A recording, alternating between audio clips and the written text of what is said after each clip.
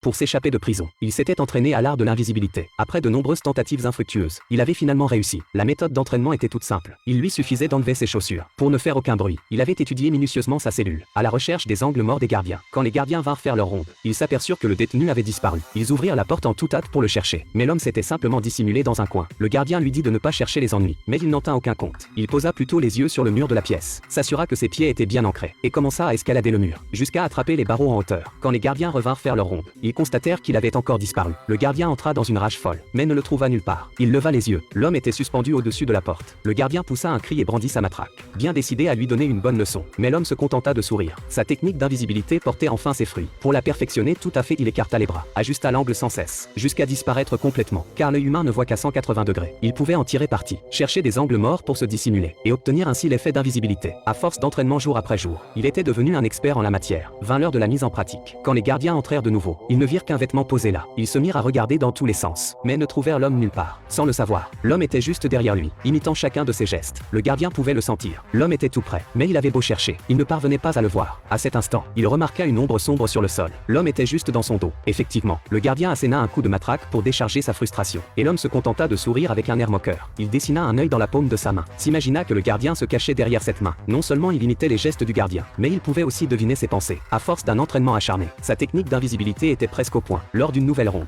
la chambre était à nouveau vide. Le gardien entra dans une colère noire. Il jura que s'il le trouvait, il lui ferait passer un mauvais quart d'heure. Au moment même où il y pensait, il fut attaqué par derrière. Cette fois, il fut mis à terre d'un coup de poing. Pris de panique, il verrouilla précipitamment la porte de la cellule. L'homme en était on ne peut plus satisfait. Au moment où il s'apprêtait à s'évader de prison, on lui annonça que sa peine était terminée. Il pouvait sortir de la celle.